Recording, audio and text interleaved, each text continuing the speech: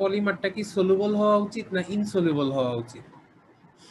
তো এইটার অ্যান্সারটা হলো, আমরা যখন এই পলিমার থেকে ফাইবারটা বানাবো, সেকেন্ড চ্যাপ্টারে আজকেই আমরা দেখতে পারবো যে কিভাবে ফাইবারটা বানানো হয়। তো ফাইবারটা বানানোর সময় ফাইবারটাকে বা পলিমারটাকে লিকুইড একটা স্টেটে নিয়ে যেতে হয়। এটা হচ্ছে একটা ফার্স্ট অফ অল প্রিন্সিপাল, যে পলিমারটা নর্মালি আমাদের সলিড থাকে, বাট এটাকে সামহাও আমাদের লিকুইড বানাতে হয়। তো লিকুইড বানানোর একটা প্রসেস হচ্ছে সলিউশন তৈরি করা। তো পলিমারটা যদি সলুবল না হয় কোনো কিছুতে, তাহলে কিন্তু আমরা এই লিকুইড সলিউশনটা বানানো পসিবল হবে না। সো এই কারণে আমরা যে পলিমারটা নিব ফাইবারের জন্য, সেটাকে অবশ্যই সলুবল হইতে হবে, বা সলুবল হইলে কোনো কিছুতে সেটা ভালো। তো এখন কেউ কি বলতে পারবা যে সলুবল আসলে কেন হয়? কোন ধরনের পলিমারগুলো বেশি সলুবল হয়? কারো আইডিয়া আছে?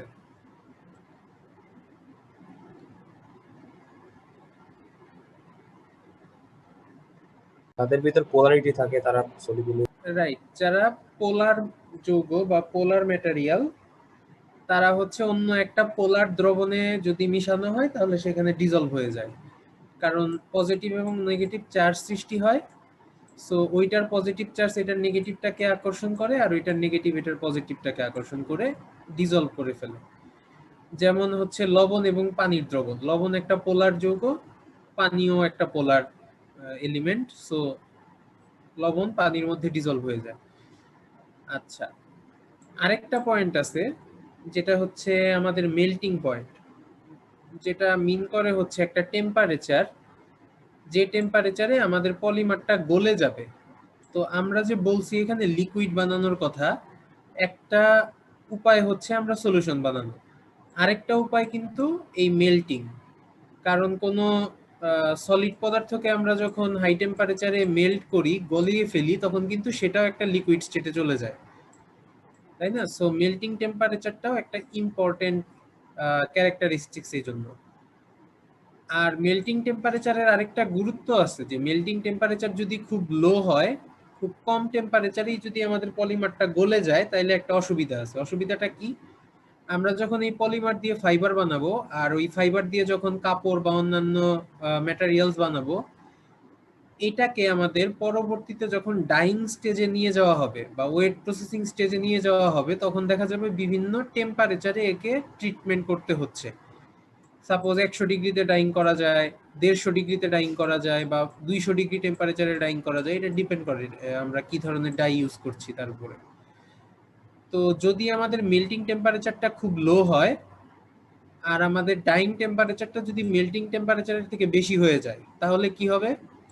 আমরা যখন ডাইং করতে যাব, তখন ফাইবারের প্রপার্টি নষ্ট হয়ে যাবে বা ফাইবারটা গলে যাবে, তাই না? তো এই জন্য মেল্টিং টেম্পারেচারটা খুব বেশি লো হওয়া যাবে না, নরমালি একটু হাইয়ের দিকে থাকাটাই বেটার। তো এগুলাই ছিল মোটামুটি ক্যারেক্টারিস্টিক্স। ওই দিন আমি ক্রিস্টালাইন স্যার মেল্টিং পয়েন্টটা সেটা স্যার আরেকবার। আচ্ছা, মেল্টিং পয়েন্ট যেটা, ধরো আমার একটা পলিমার আছে যার মেল্টিং পয়েন্ট হচ্ছে 80 ডিগ্রি সেলসিয়াস। তো আমরা অনেক সময় বাসায় কিন্তু গরম পানি দিয়ে কাপড় ধুই না? তো গরম পানির টেম্পারেচার ধরো হয়ে গেছে 100 ডিগ্রি সেলসিয়াস। তাহলে আসলে কি হবে বিষয়টা? আমার কাপড় কি স্টেবল থাকবে, বা যে ফাইবার দিয়ে যে ইয়াটা তৈরি করা হয়েছে, যেটা আমি ধুচ্ছি, সেটা কি স্টেবল থাকবে? থাকবে না, কারণ বেশি টেম্পারেচারে উঠে গেছে। সো মেল্টিং টেম্পারেচার পার হয়ে গেছে, তার মানে কি ফাইবারটা ডিগ্রেড হয়ে যাবে বা গলে যাবে। তো এটা তো আমরা অবশ্যই চাই না, এজন্য মেল্টিং টেম্পারেচার একটু হাই থাকলে ভালো। লো মেল্টিং টেম্পারেচারের পলিমার নিয়ে তুমি যদি ফাইবার বানাও, তাহলে এই সমস্যাটা হতে পারে। ঠিক আছে, বুঝা গেছে? জি স্যার। ওকে। স্যার সলিউবল আর ইনসলিউবল দুইটার মধ্যে স্যার কোনটা বেটার? সলিউবল হওয়াটা বেটার, কারণ হচ্ছে আমরা সলিউবল হইলে এটাকে সহজে লিকুইডে কনভার্ট করতে পারবো এবং সেই অনুযায়ী ফাইবারে পরিণত করতে পারবো। আচ্ছা স্যার, ঠিক আছে। এটা আমরা দেখবো অবশ্য জেনারেল প্রপার্টিতে। তোমার ইনসলিউবল জিনিসের জন্য আছে স্যার প্রসেস। হ্যাঁ, বলো বলো। স্যার সলিউবল হলে কি স্যার, মানে ব্যাপারটা এমন না যে তাহলে কাপড় ধুইতে সমস্যা হবে? না, তুমি তো কাপড় ধুচ্ছ পানি দিয়ে, তুমি তো আর ওই কেমিক্যালটা ইউজ করতেছো না। সাপোজ অ্যাক্রাইলিক একটা ফাইবার আছে, এই ফাইবারটা তোমার ডিএমএফ অথবা ডাইমিথাইল ফর্মামাইড নামে একটা কেমিক্যাল আছে যেটাতে সলিউবল হয়। তারপরে ধরো তোমার সেলুলোজ ফাইবার যেটা, এটা সলিউবল হচ্ছে সালফিউরিক অ্যাসিডে। এখন তুমি তো কাপড় ধোয়ার সময় আর এগুলা ইউজ করবা না, তাই না? তুমি ডিটারজেন্ট ইউজ করবা, পানি ইউজ করবা, ওগুলার এত শক্তি নাই, পোলারিটি এত বেশি না যে এগুলাকে সলিউবল করে ফেলতে পারবে। তো তুমি যদি অ্যাক্রাইলিক ফাইবারের কাপড় যদি এই কেমিক্যালে দাও তাহলে সেটা সলিউবল হয়ে যাবে। ওকে, বুঝা স্যার গেছে? ইনসলিউবল হইলে এটাকে স্যার ফাইবার কিভাবে বানাবো? আচ্ছা, এইটার প্রসেস আছে, এটা আমরা সেকেন্ড চ্যাপ্টারে দেখ। এটার জন্য একটা স্পেশাল স্পিনিং প্রসেস আছে যেটাকে বলা হয় ইমালশন স্পিনিং। ঠিক আছে, ওটা আমরা দেখবো, সমস্যা নেই। আচ্ছা, এরপরে ক্রিস্টালাইনিটি অ্যামরফাস নিয়ে আলোচনা করে ফেলছিলাম আগের দিনই, সো এটা একটু দেখে নিও নিজেরা। এরপরে আমরা একটু হিস্ট্রি দেখি যে কিভাবে আসলে ম্যানমেড ফাইবারটা তৈরির সূচনা হয়েছিল আসলে। তো 1880 সালে জোসেফ সোয়ান নামে একজন সায়েন্টিস্ট ছিলেন, যিনি কাজ করতেছিলেন হচ্ছে লাইট বাল্ব, ইলেকট্রিক্যাল বাল্ব যে, সেই লাইট বাল্ব নিয়ে। লাইট বাল্বের ভিতরে একটা ফিলামেন্ট থাকে না, তোমরা দেখছো নিশ্চয়ই, কপারের তৈরি, যেটা জ্বলে আর কি। তো এটাও কিন্তু অনেকটা ফাইবারের মতো বা ফিলামেন্টের মতো। ফিলামেন্ট তো টাংস্টেনে ধরা হয়েছে স্যার। Tungsten fibre. আচ্ছা হ্যাঁ, টাংস্টেন বা মানে মেটালিক যে একটা ইয়া থাকে, হ্যাঁ, ফাইবারের মতো শেপে। তো এই জিনিসটা নিয়ে সে গবেষণা করতেছিল যে আর কি কি জিনিস দিয়ে এটা তৈরি করা যায়। তো এটা যদি বায়োলজিক্যাল কিছু দিয়ে তৈরি করা যায়, ন্যাচারাল কিছু দিয়ে তৈরি করা যায়, এগুলা নিয়ে সে গবেষণা করতেছিল। কপার বা বিভিন্ন এলিমেন্ট নিয়ে গবেষণা করতেছিল। তো গবেষণা করার সময় হঠাৎ সে আবিষ্কার করে হচ্ছে এই জিনিসটা যে সেলুলোজ। সেলুলোজ মানে সে একটা গাছের বাকল নিয়েছিল, বাকল নিয়ে সেটাকে লিকুইডে কনভার্ট করে ফেলছিল। লিকুইডে কনভার্ট করে সে এরকম একটা শেপে নিয়ে আসতে চাচ্ছিল আর কি। তো আনতে গিয়ে দেখে যে মোটামুটি টেক্সটাইল ফাইবার হওয়ার মতো কিছুটা মানে পটেনশিয়ালিটি দেখা গেছে।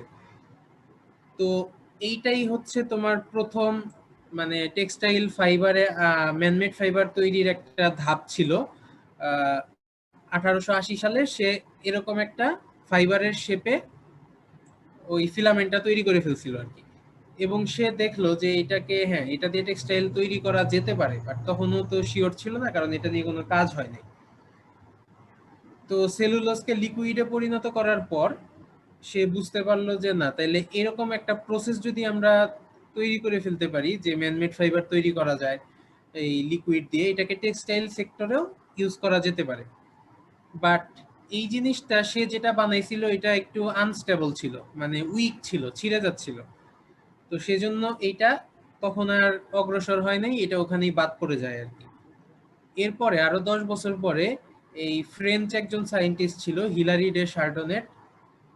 সে হচ্ছে কাজ করতেছিল তোমার, তার সিল্কের একটা ইন্ডাস্ট্রি ছিল, তখন সিল্কের প্রচুর ডিমান্ড ন্যাচারাল ফাইবার হিসেবে। তো সিল্ক নিয়ে কাজ করতে করতে হঠাৎ এই যে এরকম এখন যেরকম প্যান্ডেমিক সিচুয়েশন চলতেছে, তখনও এরকম একটা প্যান্ডেমিক সৃষ্টি হয়েছিল যাতে সিল্ক ওয়ার্ম যেগুলো আছে, রেশম পোকা যেগুলো আছে, এগুলা মারা যাচ্ছিল কোনো একটা কারণে। তো তার মেডিসিন বানানোর জন্য সে গবেষণা শুরু করে, এবং সেই গবেষণা করতে গিয়ে সে নাইট্রোসেলুলোজ দিয়ে একটা সিল্কের মতো করে ফাইবার বানিয়ে ফেলে, অ্যাক্সিডেন্টালি হয়ে যায় আর কি। বাট এইটা ওরও একটা সমস্যা ছিল, যেহেতু নাইট্রোসেলুলোজ ছিল, এটা একটু এক্সট্রিমলি ফ্লেমেবল ছিল, মানে একটুতে আগুন ধরে যেত। এখন আগুন ধরলে তো আর টেক্সটাইল হিসেবে ইউজ করা যায় না, তাই না? তো এইটাও পরে আর টিকেনি, এটাও বাদ পড়ে গেছে আর কি শেষ পর্যন্ত। এরপরে এই যে দুইটা কনসেপ্ট বানানো হয়েছিল ওই সময়, এইটার উপরে ডিপেন্ড করে 1910 সালে প্রথম কমার্শিয়াল প্রোডাকশনে যায়। সেটা হচ্ছে কি দিয়ে? ভিসকোস দিয়ে। ভিসকোস আমরা বলছি অলরেডি, ভিসকোস পাওয়া যায় তোমার ট্রি বা গাছ থেকে। ঠিক আছে, গাছের কাঠকে একটা কেমিক্যাল রিঅ্যাকশনের মাধ্যমে একটা লিকুইড অবস্থায় পরিণত করা হয়, এবং সেখান থেকে আমরা যে ফাইবারটা পাই সেটাই হচ্ছে ভিসকোস। এটা তোমরা ডিটেলসে পড়বা, ওই শায়ক স্যার পড়াবেন, সমস্যা নেই। তো এইটা 1910 সালে যেটা কি পড়ায়? শায়ক স্যারের পড়ানোর স্টাইল একটু আলাদা, ওইটা ই করতে হবে আর কি, স্যার ডিসকাশন বেসড পড়ায় আর কি। তবে এটা ভালো আর কি, কিন্তু তোমাদের নিজের উদ্যোগে একটু পড়ে নিতে হবে পরীক্ষার জন্য যেটা, ঠিক আছে? স্যার সব দিয়ে দিবেন, সমস্যা নেই। আচ্ছা স্যার খুব প্যারা দিচ্ছে। একটা ক্লাসে এটা এই অবস্থা। তো প্রথমেই স্যার বুঝে প্রথম ক্লাসে স্যার ফাটাই ফেলছে। রুমে পড়াইতে ভালোবাসে স্যার। স্যার তো ওই যে এক্সারসাইজ করান, এটা ভালো অবশ্য একদিক দিয়ে, তোমাদের অ্যাবিলিটি বাড়বে, অ্যানালাইটিক্যাল অ্যাবিলিটি বাড়বে। আর বলতে স্যার বলছে ফাইবার কনজাম্পশন 2018 সালের একটা পাই চিত্র গুগল থেকে বের করতে, কিন্তু স্যার ওটা তো কোথাও পাচ্ছি না স্যার, কিন্তু স্যার বিশ্বাসই করেন। আছে আছে, খুঁজতে হবে একটু আর কি। আর অবশ্যই বলছে আছে। মানে স্যার ডিটেলস একদম ম্যান মেডেরও আরো ডিটেলস স্যার, কিন্তু sir Google sir highest man made টোটালটা স্যার দেখায়, এটা ম্যান মেডের তোমাদের ডিটেলস স্যার দেয় না। কয়েকটা খুঁজতে হবে আর কি, যেখানে ধরো একটা ওয়েবসাইটে পাবা হচ্ছে তোমার ওই ব্রড ক্লাসিফিকেশন, যেটা ন্যাচারাল ম্যান মেড এইভাবে দিলেন, আরেকটাতে পাবা হচ্ছে ম্যান মেড এর ডিটেইলস। হ্যাঁ স্যার আছে স্যার, কিন্তু স্যার টাকা লাগে স্যার, $40 কাজ করতে স্যার। খুঁজতে হবে আর কি। স্যার ডলার লাগবে স্যার, $20 $20 চাই স্যার। $20 চাই। স্যার রে বললো যে ডলার লাগবে। ডলার স্যার এখন কে যাবে, টাকা স্যার স্যারে বলতে হবে। আচ্ছা হোয়াট এভার, যাই হোক একটু খোঁজাখুঁজি কইরো, অসুবিধা নেই, এগুলো দরকার আসলে। তো এরপরে যেটা ভিসকস দিয়ে শুরু হইলো প্রোডাকশন, এরপরে সেম ধরনের কনসেপ্ট গুলা ইউজ করে করে আমাদের আস্তে আস্তে অ্যাসিটেট, এরপরে নাইলন, এরপরে অ্যাক্রাইলিক, এরপরে পলিস্টার, এইভাবে শাল ওয়াইজ একটা একটা আসলো। তো এগুলো আমরা যখন এক একটা ফাইবার পড়বো, আরো ডিটেইলসে দেখবো যে আসলে কিভাবে নাইলনটা প্রথম বানানো হইলো, বা কোন কনসেপ্ট থেকে আসলো, বা পলিস্টার কোন কনসেপ্ট থেকে আসলো। তো তোমাদের একটা জিনিস দেখাইয়া দিই যে ওই শায়ক স্যার যেটা দিয়েছেন ওইটাতে কিছুটা হয়তো বা হেল্প হবে। গ্লোবাল ফাইবারের ডিমান্ড 1980 সাল থেকে শুরু করে 2030 সাল পর্যন্ত একটা করা হয়েছে আর কি, জরিপ করা হয়েছে, বা এটা হচ্ছে তোমার মানে অ্যাজিউম করা হয়েছে, প্রেডিক্ট ফোরকাস্ট করা হয়েছে আর কি। আমরা তো আছি এখন 2020-এ, তাই না? তো এই চার্টটা হচ্ছে 2015 সালে তৈরি করা। সো তোমরা 15 সালের ডাটা এখান থেকে পেতে পারো। এইখানে দেখো 1980 সালে যখন শুরু হয় ফাইবারের ডিমান্ড কেমন ছিল আসলে। এখানে তোমার উল আছে, কটন, পলিস্টার, নাইলন সবই আছে।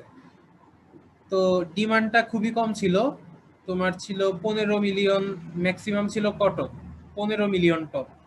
তো এখান থেকে স্টার্ট করে এখন পর্যন্ত দেখো পলিস্টারটা কি পরিমাণে বাড়ছে ডিমান্ড। এখন সবচাইতে ডিমান্ডফুল ফাইবার হচ্ছে পলিস্টার, মোটামুটি 60-70% অফ টোটাল ফাইবার কনজাম্পশন হচ্ছে পলিস্টার। পলিস্টারের ডিমান্ডটা এত বেশি বাড়ছে।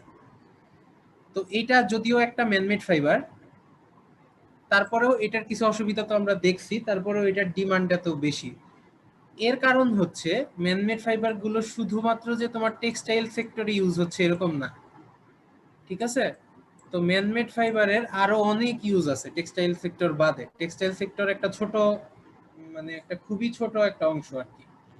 এছাড়া তোমার অটোমোবাইল ইন্ডাস্ট্রি বা কনস্ট্রাকশন বা তোমার এইসব জিনিসগুলোতে, ডেকোরেটিভ ম্যাটেরিয়াল, এইসব জিনিসগুলোতে অনেক বেশি পরিমাণে ইউজ হয় এই হ্যান্ডমেড ফাইবার গুলো, ঠিক আছে? তো কটনও দেখো এতটা বাড়তে পারে নাই যতটা তোমার পলিস্টারের ডিমান্ড বেড়ে গেছে, এবং ভবিষ্যতে চিন্তা করা হয় এটা তোমার প্রায় 70 মিলিয়ন টনে চলে যাবে আর কি, ঠিক আছে? আর আরেকটা কথা বলি যে শায়ক স্যার যে তোমাদের দিছেন, এইটার তোমার লিংক গুলা অবশ্যই রাখবা অ্যাসাইনমেন্ট জমা দেওয়ার সময়, ঠিক আছে? লিংক গুলা যেন লেজিটিমেট হয়, মানে ধরো উইকিপিডিয়া থেকে নিছো, এটা একটা লেজিটিমেট ওয়েবসাইট, তাই না? মানে বিশ্বাস করা যায় আর কি, এরকম যেন হয় আর কি, এটা মনে রেখো। স্যার আপনার এই পাই চার্টটা স্যার দিয়েছিলাম, স্যার বলে স্যার লিংক নাকি আরো ভালো সোর্সেবল লিংক চাই। হ্যাঁ, আরো ভালো সোর্সেবল লিংক লাগবে, কারণ এটা হচ্ছে তোমার পুরানো, এটা বললাম না 2015 সালে নেওয়া। জি স্যার। সো এইটা এখন আর না, ভ্যালিড না, এরপরে তো আরো চেঞ্জ হয়েছে না। জি স্যার। এটা জাস্ট আমি তোমার বোঝানোর জন্য, ডিমান্ডটা বোঝানোর জন্য যে কত বাড়ছে আসলে। স্যার ওই অনেক রাইটার স্যার পাবলিকেশন স্যার ছেড়েছে, তো ওগুলো স্যার দেখাইছে, যেমন ব্লগার, তারপর যারা এইসব বিষয়ে রিসার্চ করে তারা স্যার মানে ম্যাগাজিনে ছাড়ে, সেগুলো স্যার একটা হ্যাঁ, পিডিএফ হ্যাঁ, পাওয়া যায়, সেগুলো স্যার হ্যাঁ। মানে উনি বিশ্বাস করতে চাচ্ছেন না। তারা কিন্তু স্যার আচ্ছা ন্যাচারাল দেশের মানে বড় বড় রিসার্চার। আচ্ছা, ব্লগগুলো আসলে তোমার লেজিটিমেসি অত বেশি না, কারণ ব্লগে তুমি যদি একটা আর্টিকেল লিখে দাও সেটাও কিন্তু পাবলিশ হয়ে যাবে, যদিও তুমি জানো না এরকম হইতে পারে। তবে তুমি যদি কোনো সায়েন্টিফিক জার্নাল থেকে নাও, যেমন ধরো হচ্ছে এলসেভিয়ার অথবা নেচার বা এই টাইপের, টেইলর অ্যান্ড ফ্রান্সিস, এই টাইপের কোনো সায়েন্টিফিক জার্নাল থেকে নাও, সেটা অবশ্যই বিশ্বাসযোগ্য, কারণ সেটা হচ্ছে ইন্টারন্যাশনালি পাবলিশড। ঠিক আছে? জি স্যার। তো চেষ্টা করবো ওইসব জার্নাল থেকে ইয়া নিতে, তাহলে আর কি কেউ তোমাকে ধরতে পারবে না। আচ্ছা, এখানে একটা উইকিপিডিয়ার ছবি দেওয়া আছে, এখানে জাস্ট একটা ডিভাইস দেখানো হয়েছে যেটা খুবই প্রাচীনকালে 1901 সালের দিকে ইউজ করা হইতো এই ফাইবারগুলা বানানোর জন্য, টেস্টিং করা হইতো আর কি রেয়ন ফাইবারের জন্য। তো এইটাই ছিল মোটামুটি আমাদের ইয়া কি বলে ইন্ট্রোডাকশন চ্যাপ্টার। তো এখানে আমরা আসলে যে জিনিসগুলো দেখলাম সেগুলা কি কি, আসলে আমরা আসলে ফাইবার সম্পর্কে জানলাম, ম্যানমেড ফাইবার, টেক্সটাইল ফাইবার, এগুলা কি আসলে এটা সম্পর্কে জানলাম, এবং এদের অরিজিন অনুযায়ী এদের ক্লাসিফিকেশন দেখছি, তারপর এদের কিছু ইম্পর্টেন্ট প্রপার্টি দেখছি এবং এদের হিস্টোরিক্যাল ব্যাকগ্রাউন্ড দেখছি। তো আমরা আজকে আরেকটা চ্যাপ্টারে ঢুকবো, সেকেন্ড চ্যাপ্টার যেটা। এই চ্যাপ্টারটা হচ্ছে আমাদের আসলে ম্যানুফ্যাকচারিং টেকনিক গুলা নিয়ে, মানে আমরা আসলে কিভাবে এই পলিমার গুলা যে নিচ্ছি এগুলাকে কিভাবে আমরা ফাইবারের শেপে বা ফিলামেন্টের শেপে নিয়ে আসতেছি, এটা হচ্ছে আমাদের এই চ্যাপ্টারের মুখ্য বিষয় আর কি। এখানকার লার্নিং অবজেক্টিভ গুলো যদি আমরা দেখি যে কি কি শিখতে পারবো। আচ্ছা, সবাই একটু মাইক্রোফোনটা মিউট করে রাখো, কারণ শব্দ আসতেছে কার থেকে জানো। আচ্ছা, ওকে। তো আমরা ফার্স্ট অফ অল যে জিনিসগুলো জানতে পারবো, যে জেনারেল একটা ফ্লো চার্ট দেখবো, আসলে কিভাবে ম্যানমেড ফাইবারটা তৈরি করা হয়, স্টেপগুলা কি কি, কার পরে আমরা কি কাজ করবো আর কি। এটা জেনারেল, যে কোনো পলিমার নিয়ে হইতে পারে, এটা নট নেসেসারিলি শুধু পলিস্টার অথবা তোমার অন্য কোনো পলিমার এরকম না।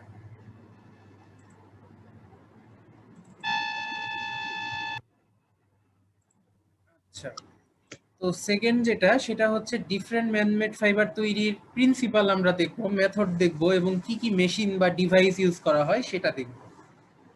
তারপর ডিভাইসের পার্টগুলো কি কি এবং প্রতিটা পার্টের ফাংশন দেখবো।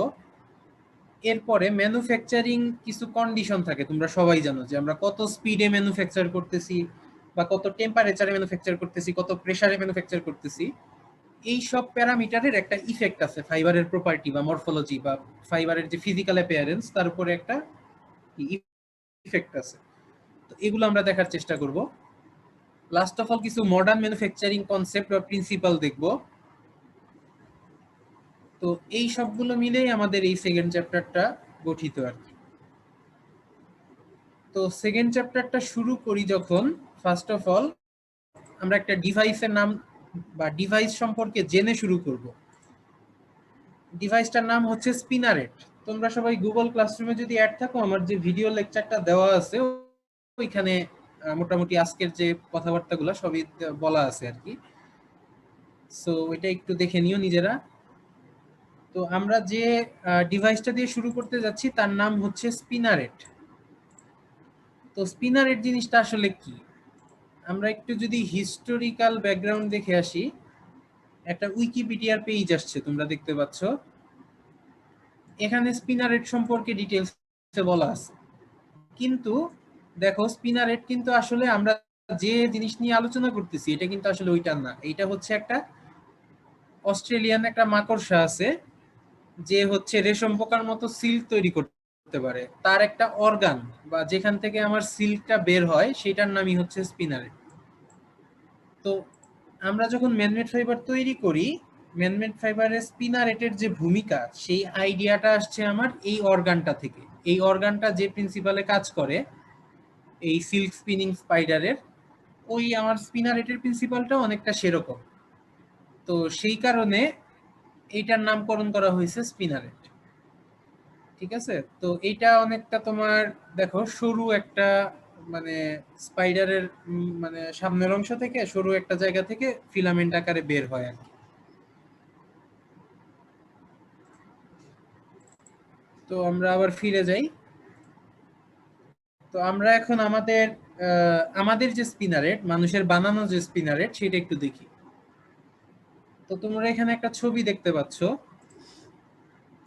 এটা আসলে কিসের ছবি? এটা একটা স্পিনারেটের ছবি, যেটা দেখতে অনেকটা কার মতো, ওই আমরা যে গোসল করি তার শাওয়ারের হেডের মতো, তাই না? শাওয়ারের হেডের মতো দেখতে। তো এইটা নরমালি একটা মেটালিক একটা এলিমেন্ট বা কন্টেইনার বলতে পারো, যার ভেতরে তোমার ওই পলিমারিক সলিউশনটা লিকুইড আকারে থাকে। আর এইটার গায়ে অসংখ্য ছোট ছোট ছিদ্র থাকে বা হোল থাকে। এই হোলগুলো দিয়ে আমাদের লিকুইড সেহেতু এটা তো হোল দিয়ে বের হইতেই পারে, তাই না? এরকম লম্বা লম্বা স্ট্রিম আকারে বের হয়। তো এই লিকুইডটাকে আমরা যখন পরবর্তীতে আবার সলিড বানিয়ে ফেলি, সামহাউ সলিডে কনভার্ট করি, তখন সেটা একটা ফিলামেন্টের ফর্মে চলে আসে। এটাই আমাদের ফিলামেন্ট। ওকে, খুবই সহজ একটা মেকানিজম, খুব কঠিন কিছু না। আমরা বলেছিলাম হয়তো ফার্স্ট চ্যাপ্টারে যে এটা অনেকটা ওই যে সেমাই বা নুডলস বানানোর মতো। তো ওই ডিভাইসটাও কিন্তু অনেকটা এরকম, যে অসংখ্য ছিদ্র থাকে যেখান দিয়ে তোমার এরকম লম্বা লম্বা শেপে বের হয়। তো স্পিনারেটকে যদি আমি সংজ্ঞায়িত করি তাহলে বলতে পারি এটা একটা স্মল মেটাল নজল, যার মধ্যে অনেক ফাইন হোল অথবা স্লিট আছে। ঠিক আছে, অনেকগুলো হোল থাকতে পারে অথবা স্লিট থাকতে পারে, যেটার মধ্য দিয়ে স্পিনিং সলিউশনটা ফিলামেন্ট আকারে এক্সট্রুড করা হয়। এক্সট্রুড মানে হচ্ছে কোনো কিছুকে টেনে বের করা বা ফোর্সফুলি বের করা। তো এটা খুবই সহজ একটা জিনিস, খুবই সিম্পল একটা ডিভাইস আর কি।